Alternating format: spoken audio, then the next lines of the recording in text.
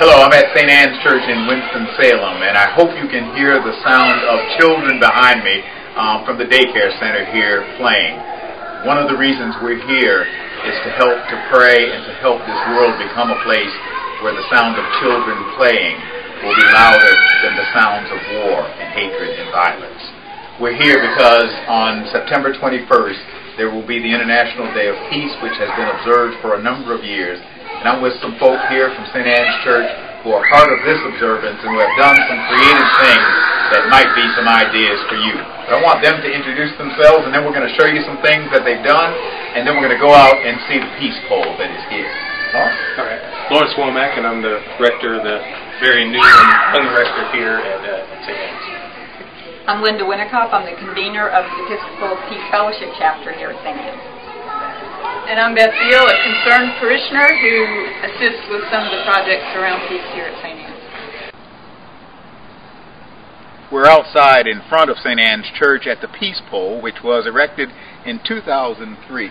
Tell us a little bit about 2003 and the beginning of the peace ministry here at St. Anne's.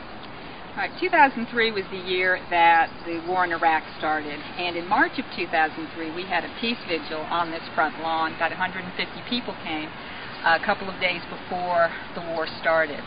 So that's how our peace ministry began, and then somehow, and I really don't remember how, we learned about the International Day of Peace that same year, and we decided that we were going to do something to observe that. We learned about peace poles.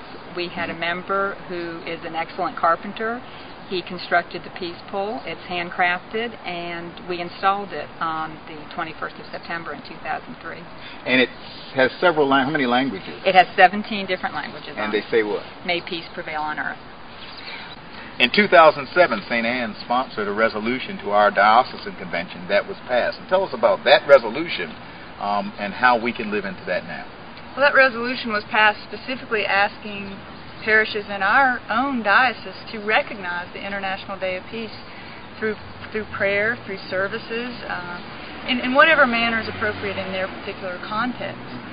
And we've actually this year, through the St. Anne's Peace Witness, we have gone out to over 600 faith communities in our area of the world, asking them to do the same thing, to pray for peace in their own context, and also to offer a representation of peace on their campus, either a peace pole, or it could be planting a tree for peace, or it could be planting a garden for peace, which is another project that St. Anne's has gotten involved in over the years. So we really are trying to encourage folks to really witness the peace in the world, just as we witness and proclaim peace in our services every Sunday.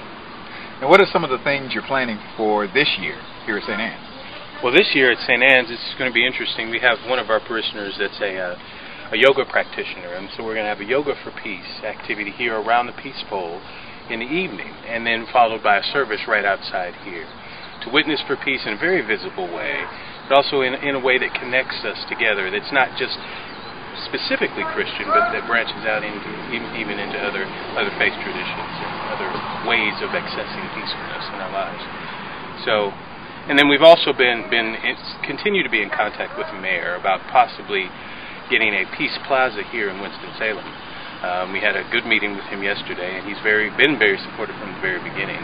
And we hope to be able to take this witness in a very visible way for the whole city in a very central location that will link up with the city's name, with the city's history, and with this proclamation of peace that we've been trying to help the community to understand. Well, you've done a number of other things. There's a pastoral letter from you and other clergy, ecumenically and interfaith clergy, calling for a day of peace and for a way of peace. You've got prayers and liturgies that can be used and all sorts of resources that will be included with this additional Please Note. But before we leave, one other thing. The Day of Peace is September 21st, and September 11th will be the 10th anniversary of 9/11. And you were telling me that the Episcopal Peace Fellowship had a way to link those two observances together. On their website, they're calling it 9/11 plus 10, and it's remember and hope. so we must remember the tragedy of 9/11, but also observe the International Day of Peace as hope, as a witness to hope. Something I read once that really called me to this ministry was Episcopal Peace Fellowship has a brochure called Cross Before Flag, and it has a summary of all of the peace and nonviolence statements of the Anglican Church. And back in 1930 at the Lambeth Conference, and I am paraphrasing, but they had a resolution that says war is incompatible with the teachings and example of Jesus Christ. And ever since I read that, I have felt called to this ministry. Thank you for it. Thank Anns for your leadership. And I want to encourage all of our congregations to find a way to observe International Day of Peace and to find a way to have something symbolic on the campus of the church that calls us to this great Shalom, Salam, the work of God, the peace of the world. God bless you, and keep the faith.